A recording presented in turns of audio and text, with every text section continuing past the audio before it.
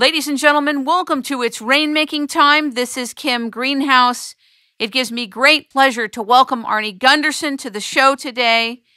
He has been doing tons of video communication, explaining what is going on in the Fukushima plants, what the conditions are that are happening around the world, explaining about radiation. He is known as being a whistleblower in the nuclear industry.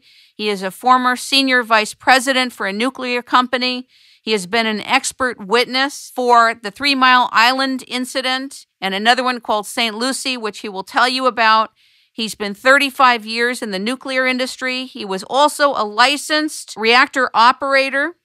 He has much to teach us and to explain to us, which he's been doing since the reactors exploded in Japan. Ladies and gentlemen, welcome Arnie Gunderson to It's Rainmaking Time. Good morning. Hi, good morning. Thank you for having me. Well, we really appreciate it. You've been all over the news. You've been with Deepak Chopra. You've been on different stations, but your videos are very helpful. I first want to talk to you about who you are. You appear to have sprung up out of nowhere, but I guess the nuclear industry knows about you. Talk to us about your background and where is this knowledge coming from that you know what you know? Yeah, I'm 62, so I've been around a while. Not quite older than dirt, but getting there. And I went to college at Rensselaer, and I got a bachelor's and a master's there.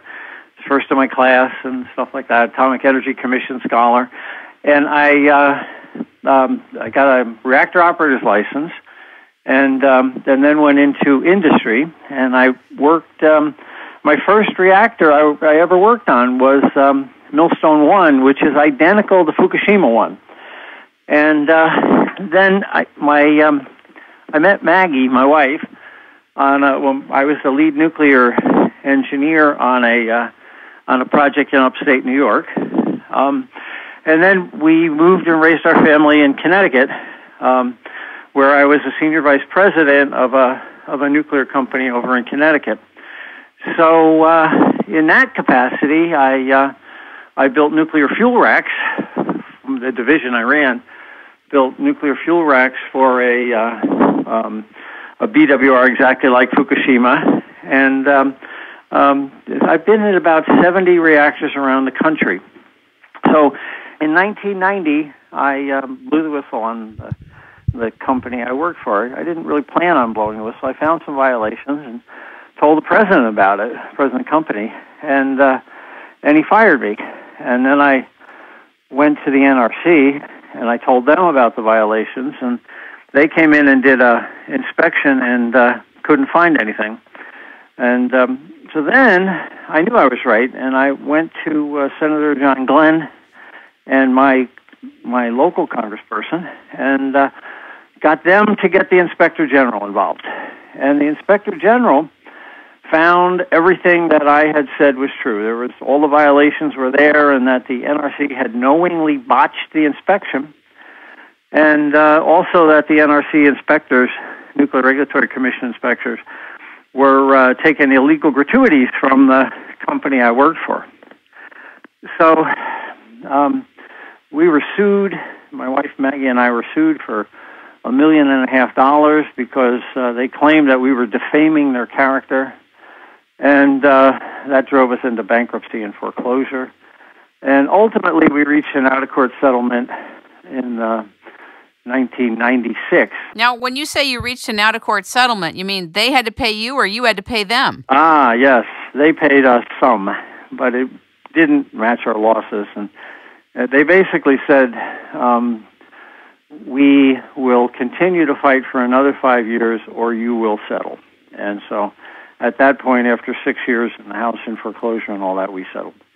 So I moved on with my life, and during the 90s, I was an expert witness on 3 Mile Island, on a case in Texas where some oil workers were exposed to neutron radiation.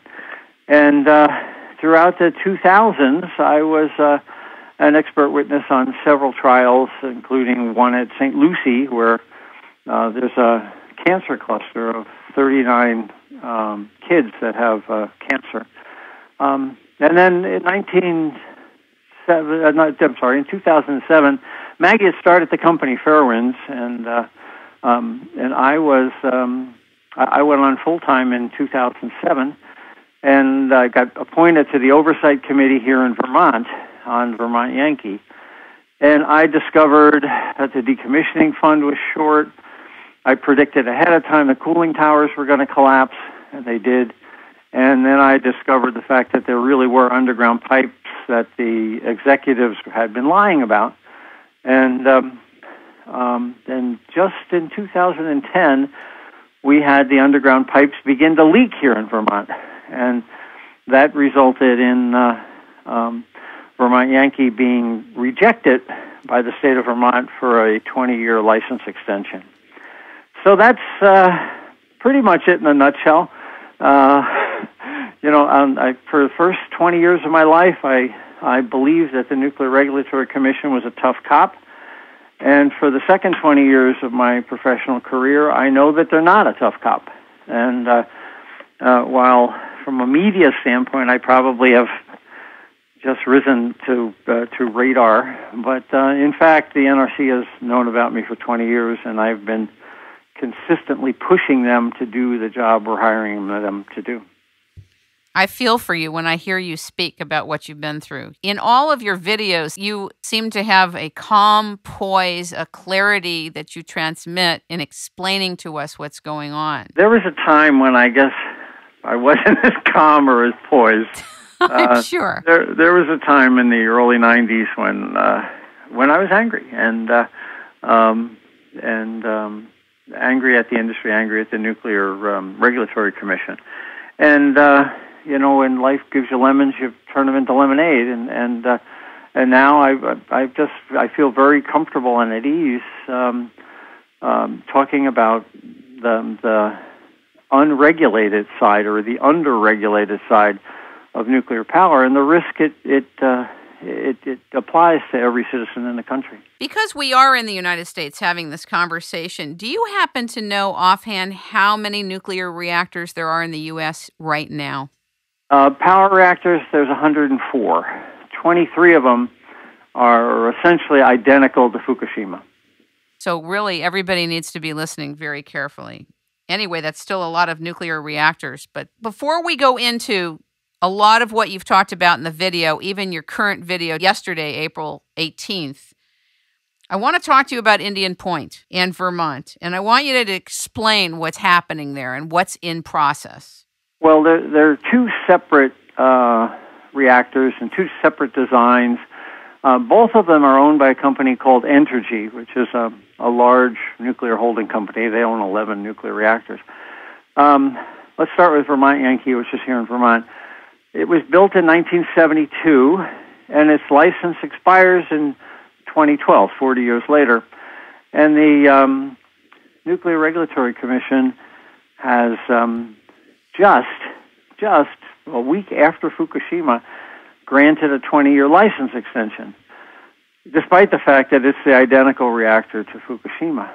So here in Vermont, though, when Entergy bought Vermont Yankee in 2002, they signed an agreement where they would abide by the state law and essentially ask the state for permission to continue to operate.